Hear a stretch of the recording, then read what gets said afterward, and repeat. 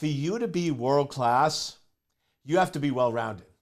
So to me, when I work with my CISO clients, we focus in on 4 core areas: body, mindset, relationships, and business. Welcome to Life of a CISO. I'm Dr. Eric Cole, your host, and we'll be taking you on a journey each week on what it takes to be a CISO and what are solutions that you can implement today if you are currently a Chief Information Security Officer or if you want to be one in the future. This is Life of a CISO.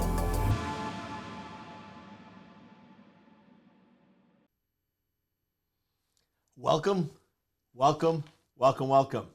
You know what time it is. It's time for Life of a CISO. Drum roll. With yours truly, Dr. E is in the house. Now, this episode is going to be a little different than the other episodes in that we're talking about being a Chief Information Security Officer. And a lot of the episodes, we talk about cybersecurity, we talk about business, we talk about being a chief officer, what that means, strategy and tactics. Sorry, strategy for the CISO and tactics for security engineers. But the reality is, for you to be world-class, you have to be well-rounded. So to me, when I work with my CISO clients, we focus in on 4 core areas: body, mindset, relationships, and business. Because the reality is this: if you are not healthy, if you are not in good shape, if you're not clear-minded and focused, and you are not aligned with your mission, and you have good, solid relationships that are helping you and encouraging you, you can't be a world-class CISO. Just imagine. And I get with clients like this where they're brilliant. They know cybersecurity inside and out. But they have health issues. They are in and out of hospitals. They're missing work. They're tired. They end up drinking a lot of energy drinks to go during the day. They're doing a lot of sleeping sleeping pills to go at night. They are not really clear on who they are. They still have a lot of limiting beliefs and self-doubts and a lot of regrets from the past, and being bullied as a teenager still haunts them, so they don't always speak up in meetings the way that they should. They have unhealthy relationships. They're always fighting with their spouse. They don't really get along with their kids. There's always tension around those areas. How effective are they really going to be? Are they truly going to be able to be world class? Are they going to be able to show up and crush it and be the best they could possibly be? And of course, the answer is 0 chance. 0 chance. So I work with you is, even though you come to me for what you want is how to be a world-class Chief Information Security Officer, I'm going to give you what you need. And what you need is having strategies and goals in all 4 areas. So let's start with body. Body really comes down to 2 main areas: exercise and nutrition. Our bodies are meant to move. Our bodies are meant to exercise. So my rule of thumb is I'm not going to prescribe any specific exercise program for you, but the trick is this: you have to spend at least 45 minutes exercising in the gym, weights, whatever program works for you, and 45 minutes doing some sort of cardio. It could be walking outside, treadmill, elliptic curve, whatever works for you. Now, just so we're clear, I am just giving general advice from my experience. This is not direction in any way, shape, or form. Anytime we're dealing with anything with body, health, medical, or things like that, you should always consult with a physician. Always consult with experts in this area. I'm just giving some general tips and tricks of what I found works for me. Might not work for you, but I'm just telling you what I do and what I find to be the most effective. So I, every day, will go in and do some sort of exercise. But my joke is any day that ends in Y, I'm in the gym. Now, here's the cool part. I travel like crazy. You can use travel as an excuse, or you can use travel as an incentive. Whenever I travel, I have an executive assistant that books my travel. Now, you can do this yourself, but she will book my hotel. She will immediately go in and find a local gym, call them and make sure they do guest memberships, and then she will go in and put that local gym in my calendar. So now when I get up in the morning, 5 a.m. at my calendar, I'm going to San Francisco this week, and the closest local gym is an Equinox gym. So she has in my calendar from 5 to 7, the Equinox gym with the location. Now here's the crazy part. Equinox in California tends to be the only gym. There's not really any other gyms there. And to me, for my exercise regime, hotel gyms don't cut it. Now, Equinox doesn't have guest passes. So normally at most gyms, it's $20 to $40 a day for a guest pass. They don't have guest passes. All they have is full membership, and a full membership is $400 a month. Now, I'm going there every other week, so I'm going to be 15 days in the gym. So if you do the general cost, it still works out. But I was with a friend who was traveling with me, and he's like, dude, what gym? Yeah, I'm talking about health and fitness, and I'm coughing my head off. But yeah, I'm fighting a little bit of a cold right now. But the reality is, I'm traveling, and I have to record these podcasts. So I know the irony of health and fitness, why the guy's coughing his head off is sort of a little funny, but overlook the cough. I didn't want to skip. I only had two options. Record with a cough or skip, and I don't skip. So you're getting this version of Eric. Hopefully you still get the message. But I'm talking with my friend. He's like, dude, are you crazy? You're spending $400 a month just to be able to work out every day when you're in California, and it's only for 15 days. Are you nuts? It's all where your focus and priority is. So I was spending some time with him. So I'm like, dude, you go and spend $8 a day on coffee, and then you're typically spending $20 to $30 an evening at the hotel bar having 2 to 3 drinks. Add it up for me. You're spending more than $400 on alcohol and coffee, and you're criticizing me for spending $400 on exercise and fitness. It's all where your priority and focus is. You can make excuses, or you can invest. Now, here's the other cool part. I don't miss. I hit the gym, but I will tell you, I am human. There are some times, if I'm up a little later, getting up at 4 a.m. isn't always the most ideal. It's not something I always prefer to do, and especially if I'm a little under the weather, it's sometimes easy to make an excuse. If you're going to the hotel gym and it's costing you nothing, and you know it's not really a great workout, easy to skip. Now, I'm doing very well, but $400 is still $400. If I know that I'm spending $400, that's a pretty good incentive to get my butt up. So I'll always go in and get week passes. I'll do everything I can to motivate and structure getting my workouts in. So I always work out in the morning. I do about 45 minutes of weights and then about 45 minutes of cardio. Depending on the program I'm in, I'll adjust those, but that's sort of about an hour and a half. And then I'll ideally, if the gym does, I'll hit the steam room for about 20 minutes. The best way to get toxins out of your body is sweating. And then I just do some meditation and some breathing work in there. So right away, first thing in the morning, I make Eric a priority.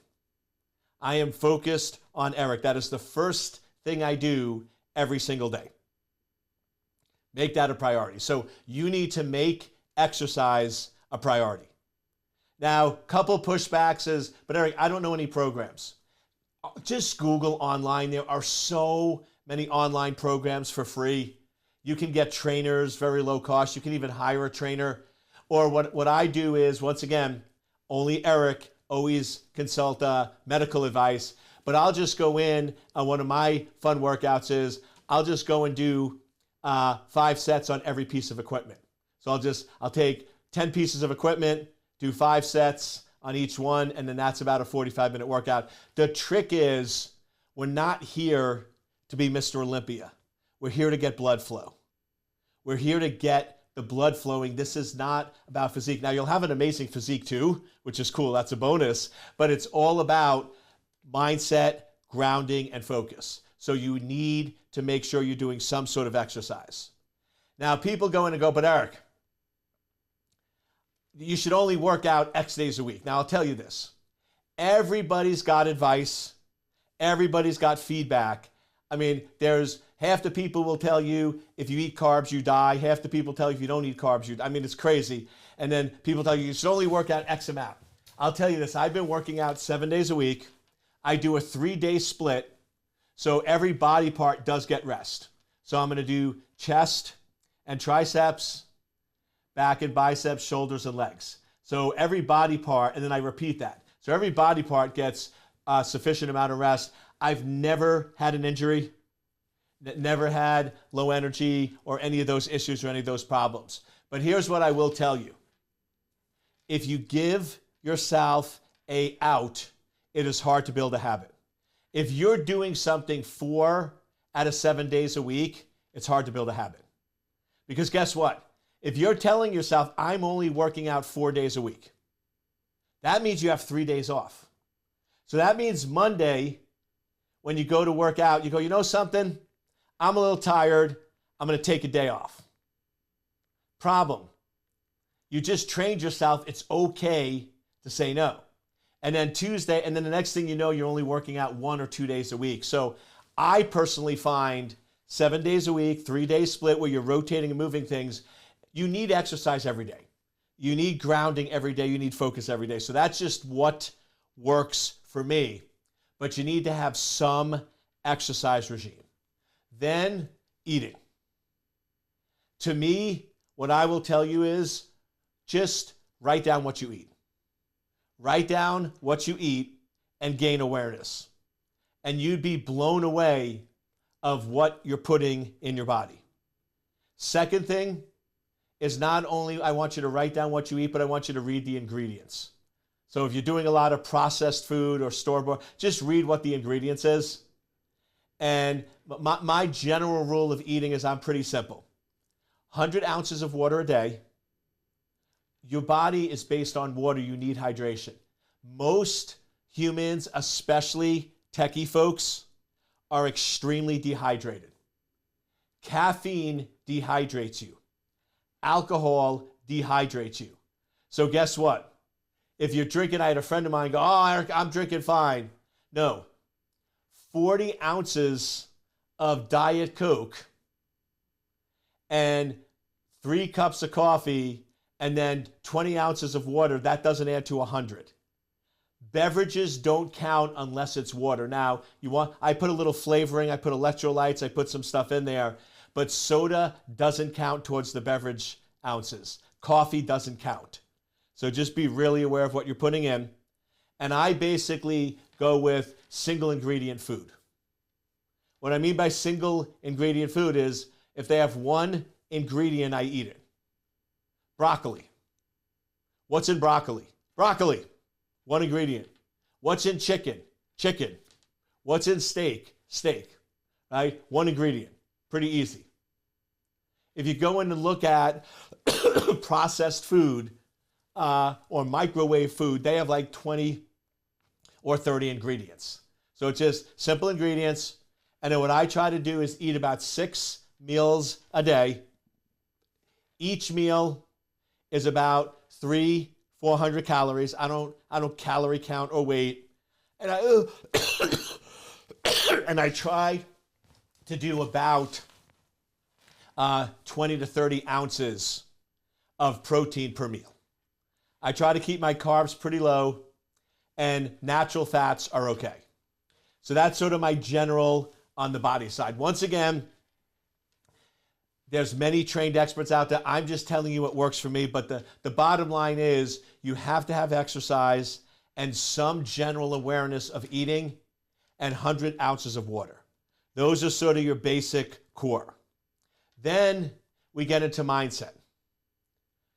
Your current life is a direct reflection of your beliefs. It's a direct reflection of the identity and how you see yourself. So if you keep doing what you've always done, you'll keep having what you always had. Now, I have a separate podcast on Bulletproof Cyber, which is all about mindset. So I'll just cover it briefly here. But the key thing is this. You need to be very clear on what you want. If you don't know what you want, you'll settle for anything. How can you focus in and achieve the life of your dreams if you don't know what that is? It's like most people are trying to build a house and they don't have a blueprint. And you're like, well, let's put a room here, and it ends up not being an efficient or functional house. You need a blueprint for your life. What is it that you really want? What is it that you really desire? And what are limiting beliefs that are currently holding you back? Because here's the reality. The current life that most people are living is not theirs.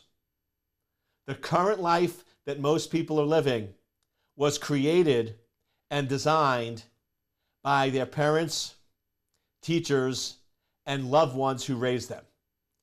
When you're born and you're being raised, a lot of your beliefs come from those around you. What you're good at, what your strengths are, what you believe you're worth, your confidence levels, how much money you think you should be earning, those are all beliefs that are installed within you. Now, here's the crazy thing about beliefs. Beliefs are fictional. I'm good at math. I'm not good at science. I'm a heavy person. Oh, I don't get along well with aggressive people. I'm not good in relationships. Those are all fictional statements, my friends. There is zero factual truth to any of those. But if we go in and we tell ourselves false information over and over with enough conviction, we will begin to believe it. We will start thinking it's true. And then it gets even worse.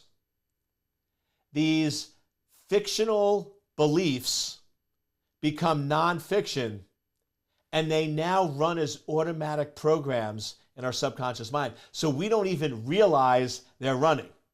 So now all those beliefs are creating our current life, and it was not our design.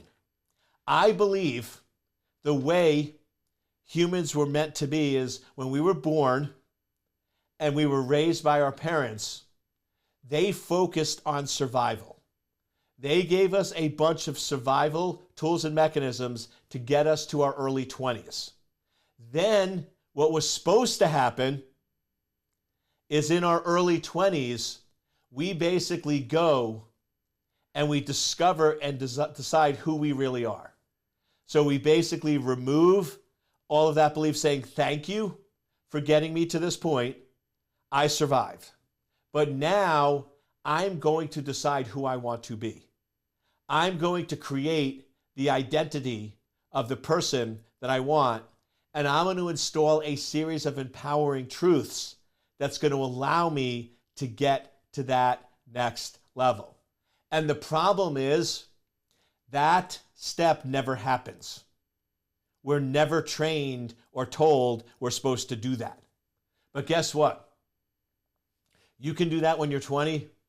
You can do that when you're 30. I did that in my early 50s, where you can just go in and decide this current life has got me to where it is, but it's not going to get me to the next level.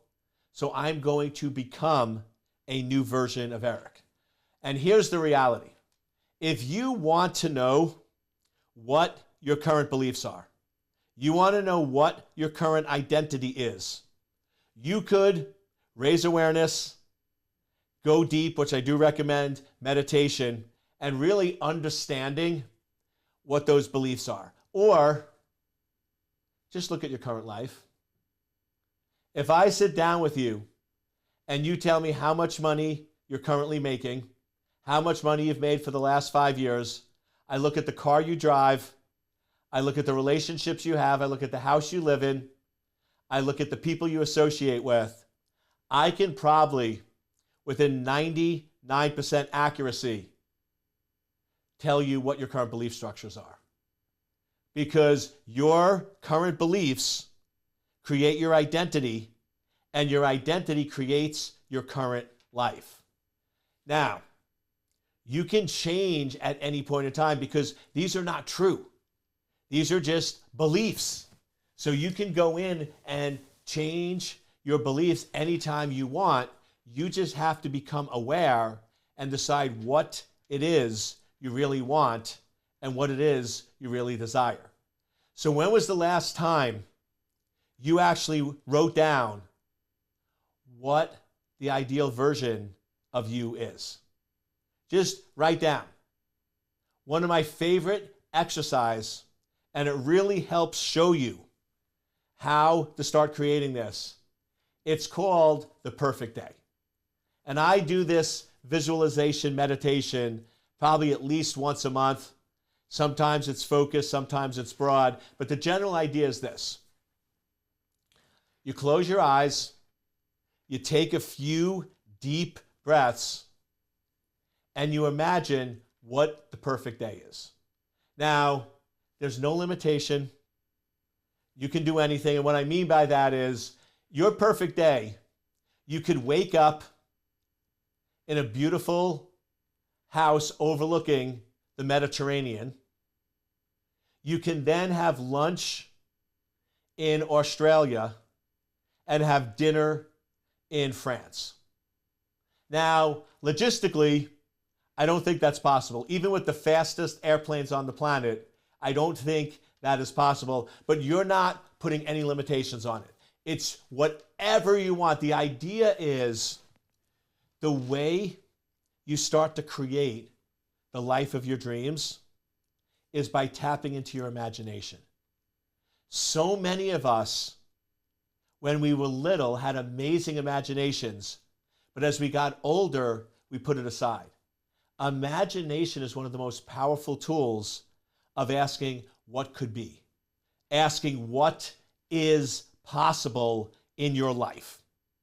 So then you start going in and you wake up, where are you? What do you do? And you start laying out what the perfect day is for you. And now what you start asking yourself is, how can I start implementing some of these into my daily routine? Like, to me, one of the things in my perfect day is I love walking on the beach for sunrise. I just think that's amazing, where it's a little dark, the sun is just starting to come up, you're walking along the water barefoot, and the cool ocean starts hitting your feet. You start seeing the birds and others start coming alive, and the sun starts rising. I mean, just amazing. So whenever I'm near the ocean or the beach, I try to make it a point to do that, right? Simple things, but now by tapping into that imagination, you're now starting to see what it is you really want, what it is you really desire, and you can start to make those things a reality. Like I said, I could spend multiple episodes on any one of these topics, but what I want you to start doing is just laying out, who do you want to be? what are areas in your life that you want to change, and start changing them. The simple exercise I do every quarter, and I'm in the process of doing it right now because we're wrapping up the second quarter of this year, is I go and ask myself, where am I currently at in a given area? Where do I want to be? And then it's simple. In order for me to go from where I'm at to where I want to be, what do I need to start doing? What do I need to stop doing? And what do I need to keep doing? Because the reality is, if you're not willing to make changes, your life will stay exactly the same. If you want to expand and grow, you have to be willing to change. So you have to look at where you're at, where you want to go, and what do you need to change in order to make that happen. And then the last piece is, of course, relationships. This one, especially for techie folks, I know it's hard for me because a lot of cybersecurity, techie engineers, security engineers, we tend to be introverts. We tend to like to do things ourselves. We like to work independently. Many, many years I was a coder. And coders, you're basically in your cube by yourself just punching away, right? You versus the world. You're not really interacting or working with a lot of other people. But here's the reality. Whether you're an introvert or extrovert, we need relationships. We need friends, and we need people around us. That's just a reality of the situation. You need people to support you and encourage you when you're going through hard times, and you need to encourage and support other people when they're going through hard times. So where are you at with relationships? What I try to do is every day, I try to write a note to my family in a text where it's just a little motivation, a little funny, a little, hey, I'm thinking about you, I love you, I care about you, how are you doing? And it's amazing how much people like that. I was writing these little messages to my family and send it via text every day, and I didn't think much of it. And then I go to visit my one daughter at college, and I show up, and she's like, Eric, all my friends want to meet you. Can they go to dinner? They want to hang out. And I'm like, how do they even know me? I'm like this celebrity, and I don't even know how they know me. She's like, oh, I would read your daily text to them every day. She goes, every morning, like 8 or 9 of them come to my room before class, and they're like, give us the message of the day. Give us the Dr. E message. And she liked it so much, she shared it with her friends who shared it with, and so it was this crazy thing that I didn't even realize I was doing just by writing that simple message. So just going in and sharing a simple message. And then I also try to do every day, send a text to a friend. Hey, thinking about you. Just wanted to see how you're doing.